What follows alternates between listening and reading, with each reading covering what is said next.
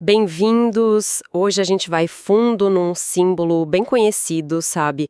Aquele braçal da rota, rondas ostensivas Tobias de Aguiar, o primeiro batalhão de choque lá de São Paulo. E olha, a gente tá com uns documentos aqui, uns trechos de boletins gerais da própria PM. São eles que dizem como esse símbolo nasceu e como tem que ser usado. A ideia é destrinchar mesmo o que está por trás dele, direto da fonte oficial. É isso aí. É uma chance legal de ver como a instituição registrou isso, né? Desde que aprovaram até os detalhes do desenho, as regras de uso, ajuda a gente a entender a formalidade e o peso que eles dão para um símbolo de uma unidade de elite como a rota. Legal. Então vamos lá? O que esses boletins contam primeiro? A criação, a aprovação? Começa bem formal mesmo. O documento que a gente viu cita o Boletim Geral da PM número 134, lá de 1989. Item 25. Nossa, 1989 e já sair em boletim geral? Isso já mostra que não é um item qualquer, né? Com certeza. Estar no Boletim Geral dá um peso, assim, institucional enorme. É o jeito oficial de comunicar para toda a polícia. E logo depois vem um ponto-chave, a exclusividade. Ah, sim, eu vi isso aqui. O texto é claro, né? Diz, autorizo seu uso exclusivamente pelos policiais militares integrantes do 1º BP Choque. Esse exclusivamente é forte. Muito forte. Não é só um pedaço do uniforme. Isso ajuda a criar a identidade da rota, sabe? Faz total sentido. Você restringe o uso e, com isso, cria um sentimento de pertencimento, talvez, e diferencia eles do resto da tropa, visualmente. Exatamente. Funciona dos dois jeitos. Para dentro, une o grupo. Para fora, marca a diferença. É um distintivo de elite, reconhecível de longe. E o design? O que os documentos falam sobre como ele é feito? Descrevem bem detalhado. Formato tipo trapézio, sabe? Feito de couro preto. Couro preto. Isso. Aí tem o brasão da unidade em cima, no centro, e embaixo escrito rota. E um detalhe, as letras são de metal. Metal interessante, couro preto e metal. Passa uma imagem de coisa séria, né? Resistente. A escolha do material não costuma ser por acaso nesse meio. O couro preto remete à resistência, à durabilidade, certo, da sobriedade, né? O metal dá um brilho, um peso, talvez rigidez. São coisas que combinam com a imagem de tropa de choque. E eles especificam até a posição das letras. Especificam. Diz que as letras rota ficam a 45 milímetros da base do brasão e a 18 milímetros da borda de baixo do braçal. Caramba, 45 milímetros, que precisão! E tem mais coisas sobre a fabricação, né? Para ele funcionar no uniforme. Sim, falam de uma abertura retangular em cima. Ah, para passar a platina, aquela parte do ombro. Isso para fixar ali na platina. E embaixo, fecho de velcro para prender no braço. E ainda tem o friso, tipo uma costura de reforço em toda a volta. Pensaram na praticidade para o dia a dia e para aguentar o tranco, né? Com certeza. Parece muito bem pensado para o uso mesmo. E é fascinante ver como cada coisinha é descrita. O couro, o metal, como prende com velcro, a abertura para a platina. Tudo padronizado. É um rigor bem típico de equipamento militar ou policial. A função e, claro, a aparência igual para todo mundo são essenciais. Nada de customização. Essa uniformidade fica mais clara ainda com as medidas gerais que eles dão, né? Totalmente. Os documentos cravam lá. 255 milímetros de altura. 460 de comprimento. Quase meio metro de comprimento, uau! E até o brasão tem medida certa. 89 de altura por 70 de largura. É uma precisão, nossa, milimétrica mesmo. E por que tão preciso assim? Só para garantir que todo mundo usa igual? Basicamente, garante que o símbolo seja idêntico em todo policial da rota. Não importa quem veste, o braçal é o mesmo. Reforça muito a ideia de um grupo único, coeso.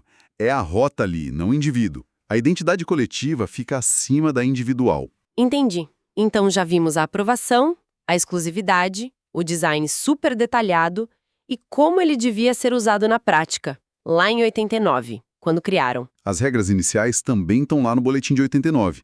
O item 5 diz que ele devia compor somente o uniforme B3.5. B3.5. Que uniforme é esse? É o código para o uniforme operacional. Aquele que eles usam na rua, nas operações mesmo. Ah, faz sentido. O símbolo ligado direto à ação. E em qual braço? Manga esquerda. Essa era a regra original bem clara. Citaram até uma nota interna PMA 009389, que devia ter mais detalhes na época. Mas o principal ficou registrado. Uniforme operacional, manga esquerda. Certo. Então, por quase 10 anos foi assim. Manga esquerda. Mas você mencionou que tinha uma atualização, né? Quase 10 anos depois. Isso. É aqui que a história documental fica mais interessante. A gente achou um outro boletim geral, o número 241, de 21 de dezembro de 1998. Dezembro de 98. E o que ele trouxe de novo? Ele traz uma nova nota, a PMA 3602198. E essa nota muda a regra do jogo, muda explicitamente a posição do braçal. E mudou para onde? A nota diz que os braçais previstos no R5PM, que é o regulamento de uniformes da PM toda, deveriam, a partir dali, ser usados na manga direita. Direita, então trocaram de lado, da esquerda para a direita. Que curioso, uma regra tão específica mudar assim depois de anos. Pois é, mostra que mesmo essas normas bem estabelecidas podem ser ajustadas, né? Dentro de uma estrutura hierárquica como a PM. E por que será que mudaram? O documento explica? O boletim que a gente viu não detalha o porquê, só registra a mudança. Mas, assim, alterações em regulamentos de uniforme acontecem. Às vezes é para padronizar com outras unidades, talvez por visibilidade, ou até por causa de outros equipamentos, tipo um colete novo que cobriu o braçal na esquerda, quem sabe. Ou alguma razão de protocolo, cerimonial. Entendi. Várias possibilidades. Mas o fato é que a mudança é oficial, documentada em 98. Exatamente. O importante, olhando os documentos, é que a partir de 98, a regra passou a ser manga direita. Ok. Então vamos juntar tudo que a gente viu nesses documentos. O braçal da rota nasceu oficialmente em 89, super exclusivo da unidade. O design é bem pensado, couro preto, metal, medidas exatas para todo mundo usar igual e passar aquela imagem de força, de seriedade. Isso. Começou sendo usado só no uniforme operacional, na manga esquerda, mas aí, em 98, uma nova regra mudou ele para a manga direita. É isso. Perfeito. É um resumo fiel do que os boletins contam. A gente vê a preocupação com a identidade visual, com a exclusividade, a funcionalidade e a padronização. E vê também que essas regras, mesmo parecendo super rígidas, podem sim ser ajustadas pela própria instituição com o tempo. Analisando tudo isso, fica muito claro o peso de um símbolo desses, né? A gente foi fundo na formalidade por trás do braçal da rota, desde a aprovação, o design minucioso que busca essa uniformidade toda e passa a mensagem sem precisar de palavras, até as regras de uso e como elas mudaram. É um ótimo exemplo de como a identidade de uma unidade é codificada nos detalhes. E diz muito sobre a cultura da organização, né? Essa importância toda dada para a padronização visual, para a regulamentação detalhada, ainda mais numa unidade de elite como a rota. Cada detalhezinho do tipo de couro, a distância das letras em milímetros, tem um porquê. É para garantir a identificação na hora, para reforçar a união do grupo e para projetar uma imagem específica tanto para fora quanto para dentro da própria polícia. Definitivamente não é só um pedaço de couro no braço, é um símbolo carregado de significado institucional.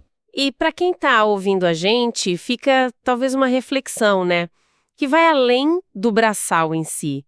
O que essa necessidade de detalhar tanto um item de uniforme material, medida exata, lado do corpo, diz sobre a disciplina, a hierarquia, o jeito de construir uma identidade coletiva numa organização como a Rota? Fica aí a pergunta sobre o poder dos símbolos e o impacto das regras, mesmo as que parecem pequenas, na cultura e na vida dessas instituições.